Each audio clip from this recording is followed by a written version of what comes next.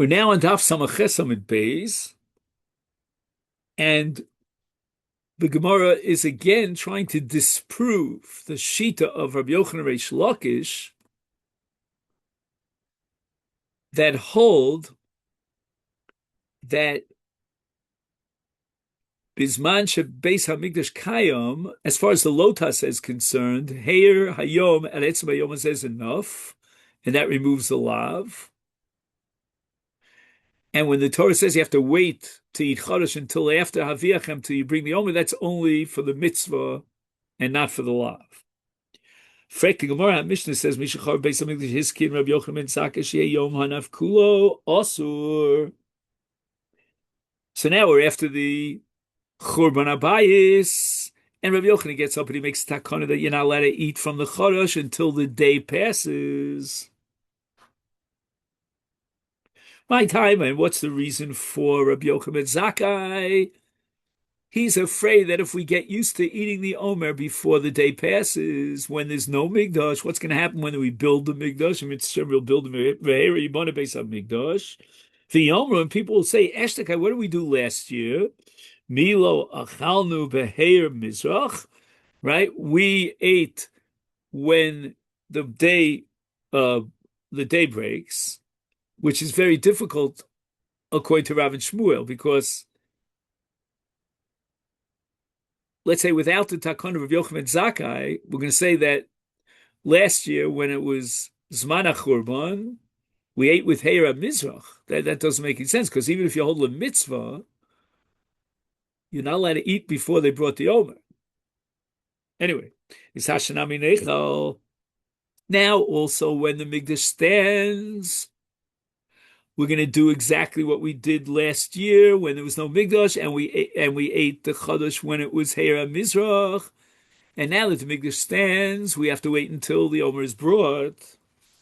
And they don't realize, the spectators don't realize that, wait a minute, why are you making an equation between this year and last year? Last year we didn't have a Migdash, now we have a Migdash, we have to wait until the Omer.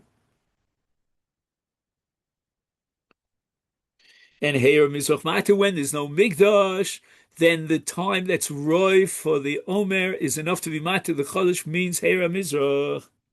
Mashta de Ika Omer. But now that we have the Omer, because Baruch Hashem, the Migdash has been rebuilt, and therefore we have to wait out Haviachem es Omer Tnufa. So therefore, Rabbi Yochanan ben Zakkai made his takana that even now, when the Migdash doesn't stand, and Mi'ikar Din, according to the Din Torah, the Zman HaRoy Migdash, meaning Heira Mizrach, would be enough to be matir. But nevertheless, in order to avoid a situation where next year when we build the Migdash, they'll eat after Heira Mizrach and they won't wait till Avos HaKarban, we'll tell them, therefore, and that's what Rabbi Yochanan instituted, that we'll have to wait till Laila. Okay, now we'll see what is the kasha here on Rabbi Yochanan and Reish Lakish Yisal Kedakle Mitzvah. If you're going to tell me, Rabbi Yochanan and Reish Lakish, that the reason why we have to wait until Havas HaOmer is only because of the mitzvah. As far as the Lotas is concerned, that the matir of Heir Hayom was enough, is therefore Mishum Mitzvah Leikum V'Ligzar. I don't know, for some reason the Gemara assumes that for the sake of a mitzvah, we don't make a gzera.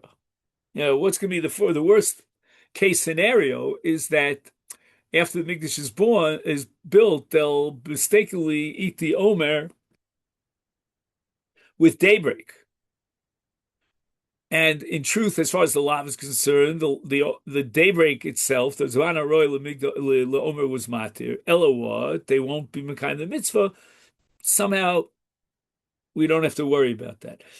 I have a feeling, but I don't know how to formulate it, that this word mitzvah here means something a little bit different. It's not.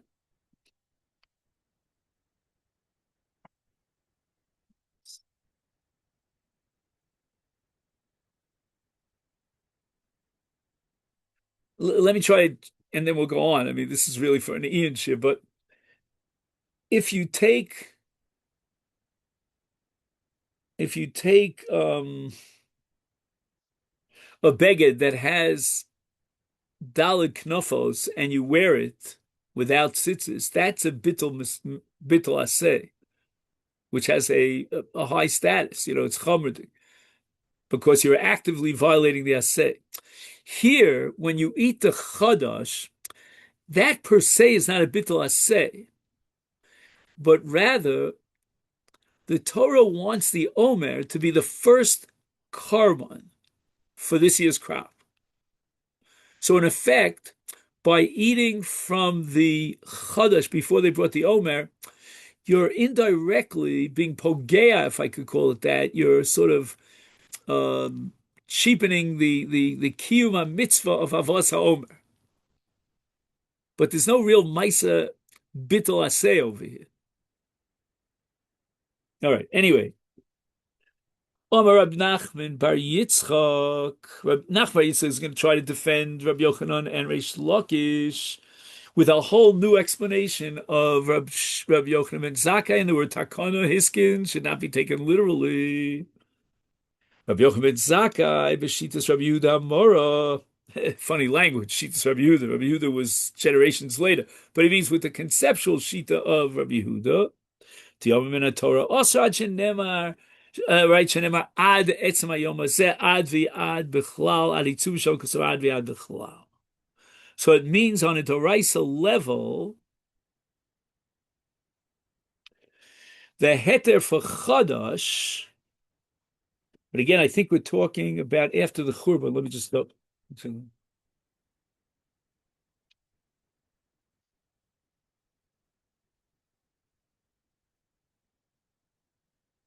About a half hour. Just 1 second. I think we're talking about after the Churban Habayis. Let me just give me a second. Oh, right.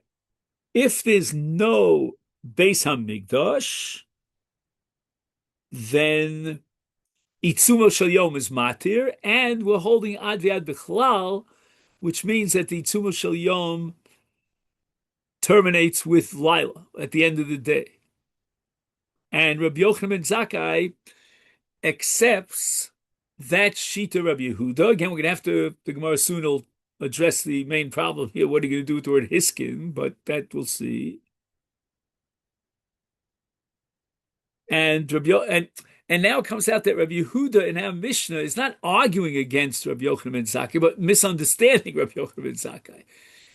Rabbi Yehuda misunderstood the word hiskin, and he took it literally as if Rabbi Yochanan ben Zakkai made a takana that we have to wait till Lila to eat the chadash, when really that's a biblical law when the Mikdash is gone. And as we said before, we're going to cut the pasuk into two parts. The first part of the pasuk, Ad Etzem Hayom, is referring to after the Churban, and then Ad Haviachem is the matter of the Omer when the Mikdash stands. Frekte Gemara, mi savar lekavose, are you telling me that Rabbi Yehuda and Rabbi Yochanan ben Zakkai are in one opinion, and Rabbi Yochanan ben Zakkai accepts Rabbi Yehuda von Miflig Poligale Disnan Mishacharev Beis Hamikdash Hiskin Rabbi Yochanan ben Zakkai Sheyom Hanof Kulo Asur, and Rabbi Yehuda Lo Ben Torah Hu Asur Ksivad Etzem Hayom Hazeh. So the fact that Rabbi Yehuda got up and he argued against Rabbi Yochanan ben Zakkai proves that there's a machlokas going on over here. And the Gemara answers Rabbi Yehuda to Kotoy. Rabbi Yehuda says Rabbi Nachman Bar Yitzchak misunderstood Rabbi Yochanan ben Zakkai when he said hiskin.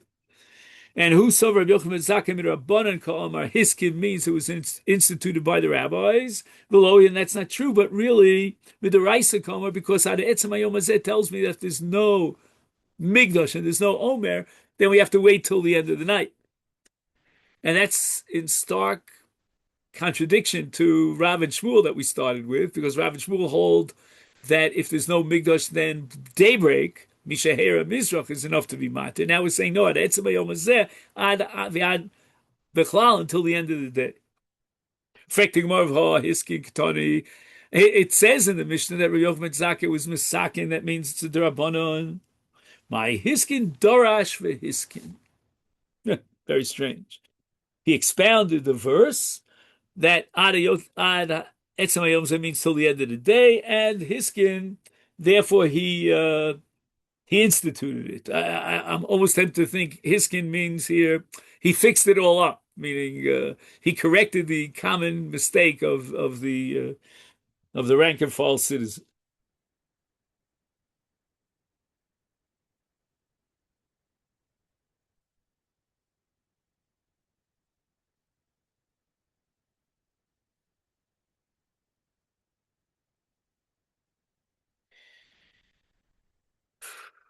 Okay, now where are these crops that are osur b'chadash? That's question number one. And Amir Tzashem will get to that a little bit later on. Not long, actually. And now we have a different question of what's called Sveika de Yom, meaning that those areas that are located within close proximity of Yerushalayim knew exactly when Bezu was Makadosh Chodesh, and therefore they knew exactly what is the calendar date. But those that were in the outlying areas, they didn't get the word, and therefore they always had a Sveika de Yom. They didn't know whether this day, it all depends on whether the previous month was a Chaser of 29 days or a Mole of 30 days, and they didn't get the word on time, and they have to observe 2 days. So when we get to the issue of Chadash, which let's say the 16th of Nisan is Matir Chadash, they don't know if it's the 16th yet. So therefore, Rav Papa of Rav Huna Bered Rav Yeshua Achli Chadash Bi Urta de Shitzar Nahagi Shivsa. In other words, they didn't eat the Chadash until the end of the 16th of Nisan, and as far as they're concerned, once the 16th of Nisan passes, they can eat Chadash. They're not worried about Sveika Diyoma. Kasavri, why? Because they were in Bavel. And therefore the whole Isser Chadash is only Dirabanan. Kasavri Chadash B'chutzatz Dirabanan. Well, this is interesting. Even if you hold Chadash only applies to the grains in Eretz Yisrael, that's only Doraisa, but Rabbanon, it's also in Chutz La'aretz. We're back to Rabban Soloveitchik in Chicago. Ulasfeika lo chayshina. So in Chutz La'aretz, where the whole enterprise of Chodesh is only a rabbinic enterprise, therefore we don't have to worry about Sofik and Sfeika Diyom. It's not an issue. For Rabbanon to be Rav Hashi, because every Chodesh ochlu b'tzafra the shiv. So they waited till the 17th. Just 1 second. What do they gain by waiting until the morning of the 17th? Just wait till the end of the day, the 17th.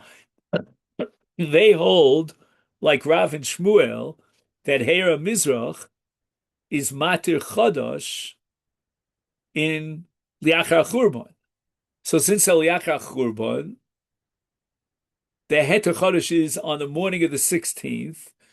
They're going to apply the principle of Chodesh Chutzlotz Doraisa, and now they have a Sveika Doraisa, because it's Sveika Diyom, and they're going to have to wait till the 17th. But once you reach the 17th in the morning, which might be the 16th, it might be the 15th or the 16th, we don't know, but once you reach the 17th, you certainly know it's at least the 16th, it might be even the 17th, and Hera Mizrach is Matir the Chodesh. It's Kasavi Chodesh B'chutzotz Doraisa.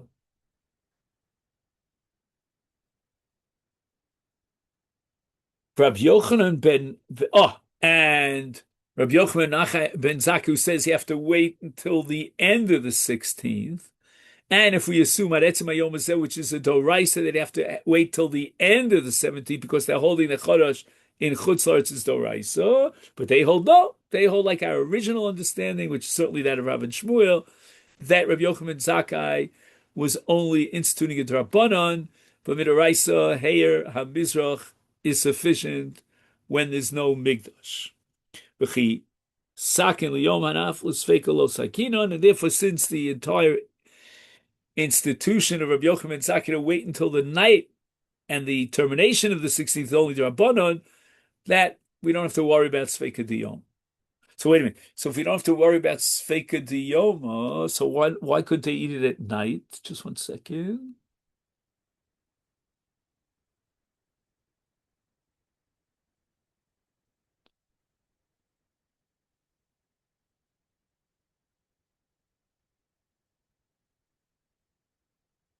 Ah, that's it's like a it's like a svek. It's like a gzera. In other words, the reason why you want to wait until the night is because of the Takana D'Rabbanan of Rabbi Yochanan Zakkai. And the reason why you want to wait until the 17th is because it's Sveika Diyoma, so we don't have to go with the Sveika Diyoma on and piggyback it on top of the Takanas Rabbi Yochanan Zakkai, and therefore they could eat Menachos on the day with the daybreak of the 17th. Amar Avina, Amar Li Aim, my mother told me, Avuch, your father, Lavi Achel Chadash El Biurta de Shivsar Nehigit Mina. In other words, he would wait until the 18th. In other words, after the 17th passed, and it's early 18th, it's the night going into the 18th. Why? Because Savralo Rabbi Yehuda, that means that when there's no Omer, then the matir is only at night, and that's a doraisa, and that's how we interpret the pasuk at Etzem Yom Hazeh. On top of that, Chaishlas Feika, since we're dealing with the doraisa, and the doraisa we have to wait until the night, meaning when the 16th is over, and on a doraisa we add Sveika Diyoma. We don't know whether today is in fact the 16th or the day before. Therefore, we have to wait till the 18th, which is definitely past the night of the 16th. Okay, now we begin the real heavy sugya of the Omer. HaOmer hayamatir b'medina shtel lechem b'migdash. So the new crops are prohibited from this year's crops for human consumption, which is called achilas adam, otherwise called b'medina. And with the Omer, we have a matir on Chodesh. Chodesh becomes Yosha. Now we have a parallel halacha that you can't use the new crops for any menachos on the Mizbeach until after the Shtei Lechem and Chag HaShavuos. Ein mevi'im menachos ubikurim uminchas behema kodem la'omer. Now here we have a very interesting Mishnah. What are you talking about kodem la'omer? We should be talking about kodem Shtei Lechem. But in any event, the Mishnah says, "Im hevi possible kodem Shtei Lechem yavi lo yavi vim hevi kosher." So I'm going to now present the problem with this Mishnah that Rabbi Tarfon has with this Mishnah, as we'll soon see.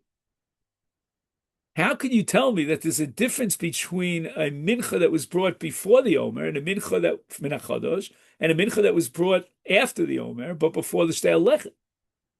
Meaning, if you're telling me that Chodesh is Asel Mizbeach until the Shtei Lechem is brought, and you're telling me that once you violate that Iser, the mincha is psula and it has to be replaced, then why are you telling me that after the Omer is brought, then the mincha is kosher, even though he's not allowed to bring it before the Shtei Lechem? What are you talking about?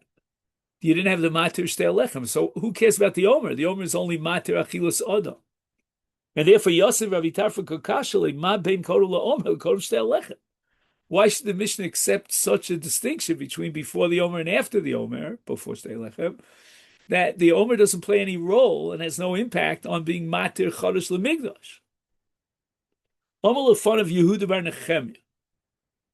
It seems that this Yehuda bar Nechemia was a Talmud of Rabbi Tarfon. He did not get smicha, and he says, "Lo, what do you mean? You're making a big mistake, Rabbi Tarfon. Im amarta kodem la'omer." Shekain hutar, shekain lo hutar mechlol eitzel hatom kodem l'shtei lechem shehutar mechlol eitzel hedjot. The Omer is matir achilas adam, what he calls achilas hedjot. The shtei lechem is matir achilas gavoa, achilas mizbeach. So what do you mean to say that you compare kodem la'omer to liachar ha'omer before shtei lechem? There's no comparison because before the omer, there's no heter for achilas adam. What he calls achilas hedjot. After the omer, there's a heter for achilas hedjot.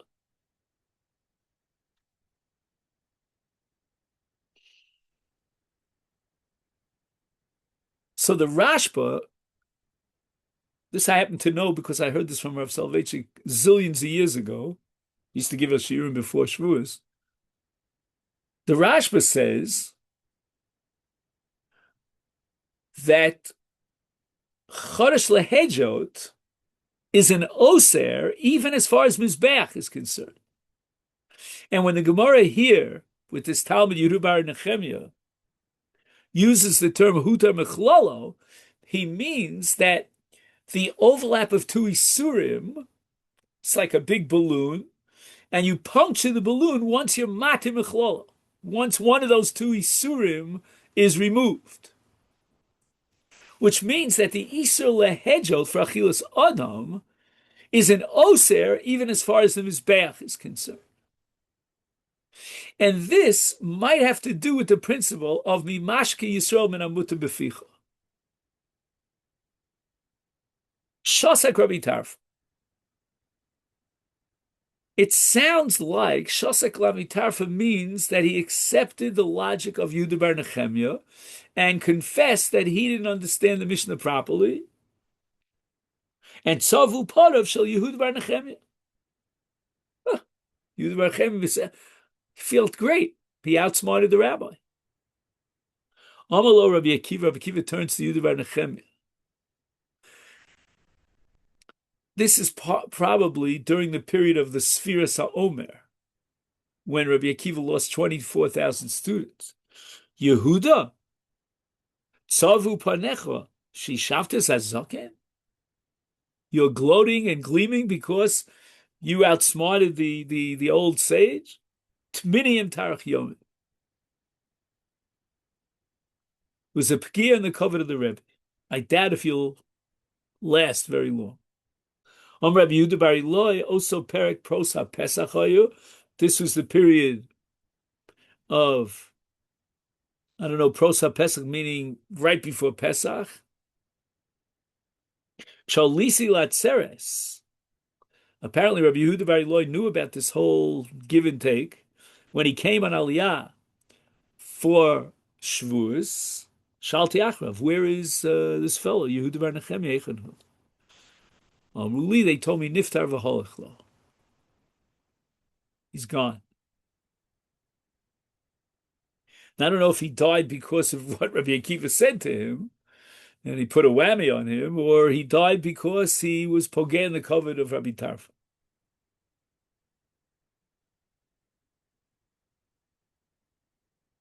I don't know if at any point here in the notes he points out why this was such a severe thing. Oh, he does say here, Rabbi Akiva was not cursing Yehuda bar Nechemia, but merely expressing his deep belief that improper behavior toward the Torah master is not overlooked by God.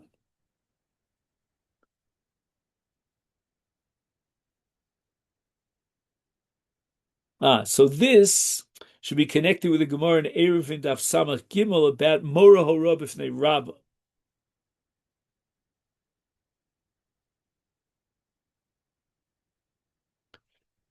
So it was apparently a disciple of Rabbi Eliezer who was Mora Hora B'fanov.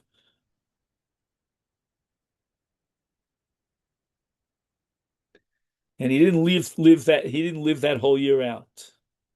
And Rabbi Eliezer explained that he had a tradition that such is the faith of a disciple who rules in the presence of his master. I find this a little difficult because I don't think he ruled anything, Yehuda bar Nechemia. He was just explaining the Mishnah. Okay. Omer of Nachman bar Yitzchak, L'divrei Yehuda bar Nechemia. If we accept the logic of Rabbi Yehuda bar Nechemia, then Nesachim Bikurim Shekrivu Kodem LaOmer Ksherim. Now, Nesachim are Yayin. Yayin is not prohibited under the law of Chadash. It's only prohibited from the new crop on the Mizbeach because Niskei Hayayin are poured on the Mizbeach.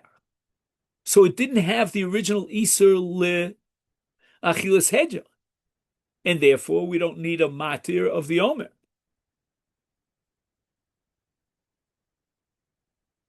See, I would have said just the opposite logically, that if it wasn't included in the original Iser, then for sure the entire Iser is the Iser of Mizbeach, which is only Mutter B'Chag HaShavuos. But the Gemara apparently thinks that Yehuda bar Nechemia's point was that there's a double, that the psul b'di'evid in the carbon is a result of the double Iser, which is only removed after the Omer.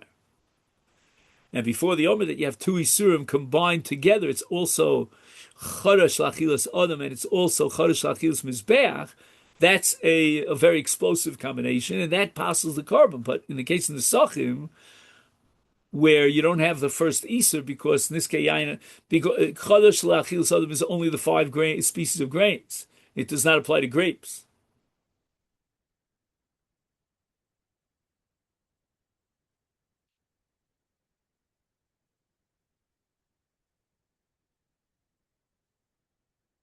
He says here, wine made from the new crop of grapes may not be used for Nesachim until after the Shtei Lechem has been offered.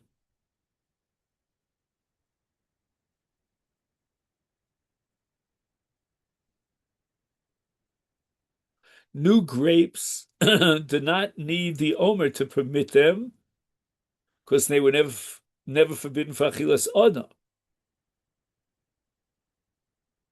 So they need just the Matir Shtei Lechem.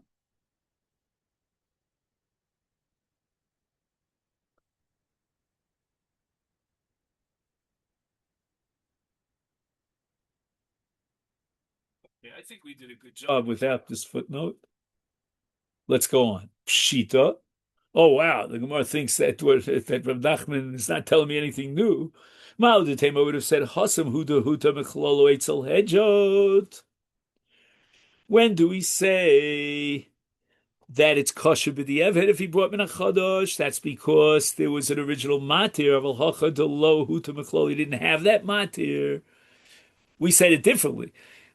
That what Rav Nachman is telling me is that you need the oser in order to passel the carbon, and you don't have the oser of chodesh.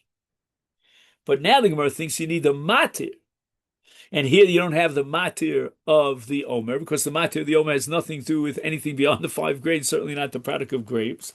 That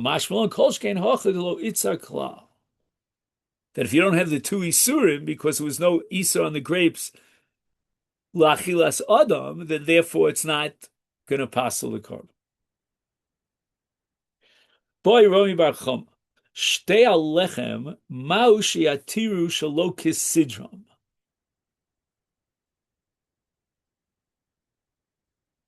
Very strange kind of scenario here, that they brought the Shtei Alechem before the Omer. I mean, the Omer was 7 weeks before the Shtei Alechem. Hechi Domi, what's the case? Kigon, Dizar Inu Bein HaOmer L'Shtei Alechem. That's right, he plants the 5 spaces of grains during the 7-week period between the Omer and Shavuos. V'cholif alayu shtei halechem v'omer. Just 1 second. V'cholif alayu. Right, so now it was planted and it's growing.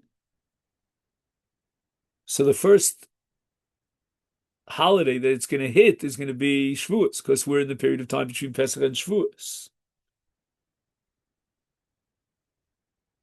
The Omer will now come as the second matir sequentially, chronologically. My kisidram sharion shaloksin lo sharion. Wow.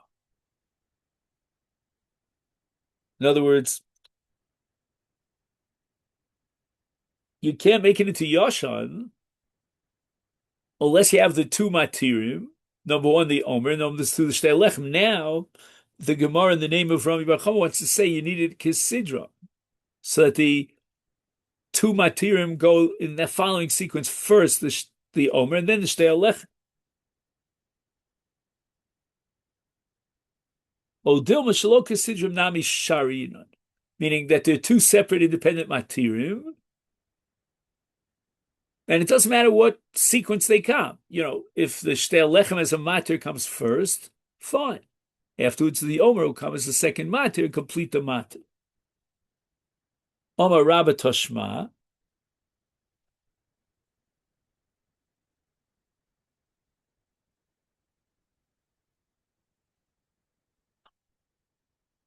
So Rabba quotes a brisa, and this brisa is interpreting a pasuk at the beginning of Vayikra, and it says, "Ve'im takriv minchas bikurim." And what does minchas bikurim mean in this context? The brisa says, "V'minchas ha'omer ha'kosu medaber." Right? We know that the korban ha'omer is the korban mincha, and that's the subject of this pasuk, "Min takriv mimenu minchas bikurim." Me'echan ba. Okay, what are the grains that we use to bring the Omer?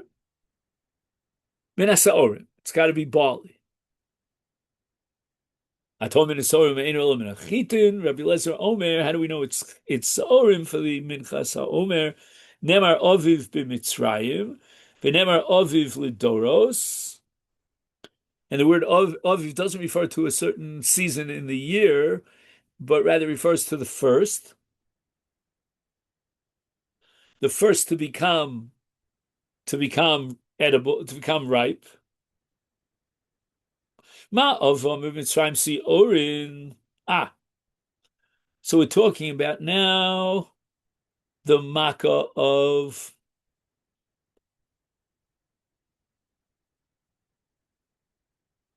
just 1 second. What's it called?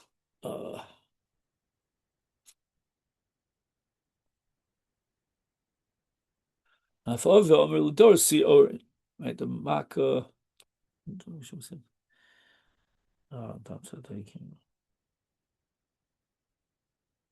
Borrowed, I think. Right, what's borrowed in English? Is hail? I think. Okay. So the borrowed hit the ball. How do we know that the borrowed hit the barley?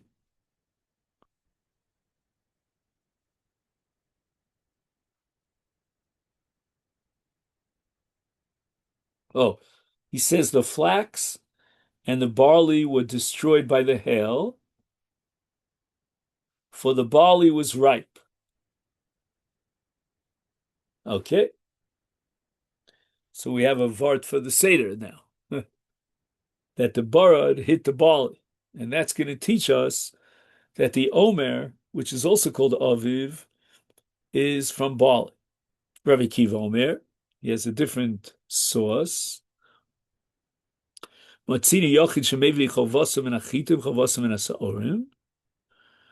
when you bring a korban mincha benedava, and you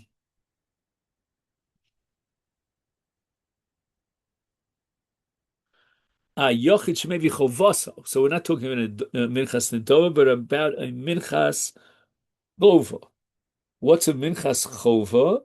A minchas chote. Right? And it's a korban olav yored. And Dali Dalis, he brings wheat flour. In the case of minchas knos, he brings it from barley.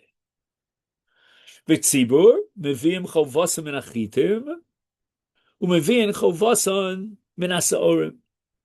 So we have a parallel in the case of the tzibur, and they're going to bring their korban mincha as a minchas chova the tzibur on Shavuos Shtei Lechem min achitin, and now, just like there's minchas knos in the chovas yachid, so for the chovas tzibur, there's got to be a mincha that's brought from barley, and that's going to be the minchas ha'omer.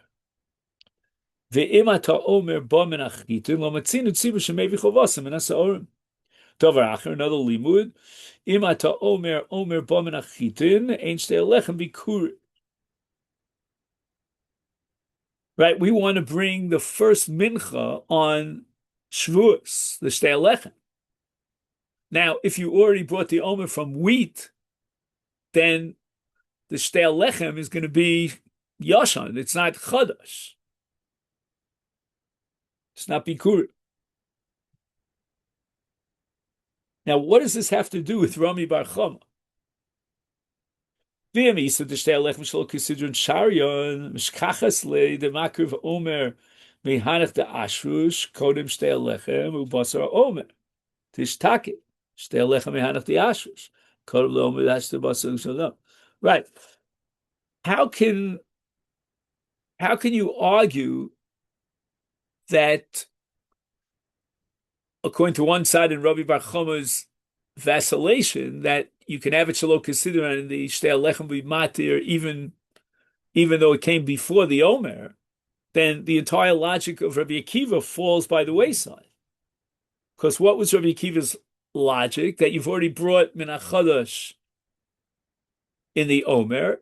Ipso facto, the Omer has to be brought from barley and not from wheat, because we know that the chadash on the Mizbeach has to be the shtei lechem, but that's not so. Because if, let's say, you have grains that took root, before the shtei lechem,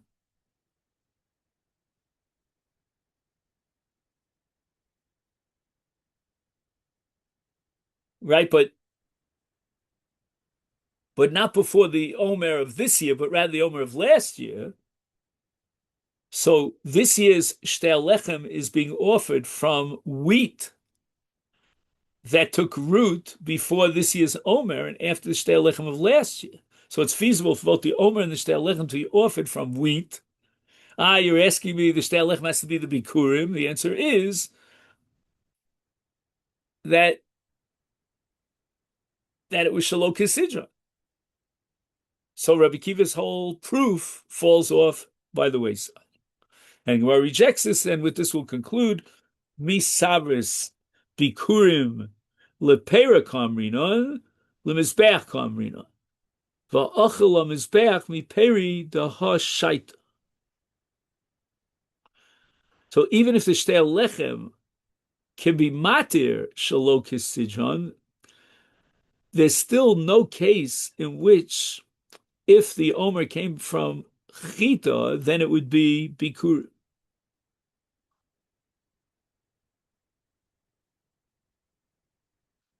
And that leads us to Boy Rami Bar Chama. Okay, then we'll stop here. I'll just read the note here at the end of the sugya. In the scenario suggested above, the shtei lechem are a first offering only from that portion of the new wheat crop that did not become permitted by last year's shtei lechem. They are not, however, the first offering of the year's new wheat crop to be brought on the Mizbeach. That distinction belongs to the Omer offering, if we assume it came from Chita. For the Chita planted before last year's shtei lechem and the Chita planted afterwards both grew in the same year. Okay, this is where we'll stop here on Daf Samach Tes. Mitzvah Hashem.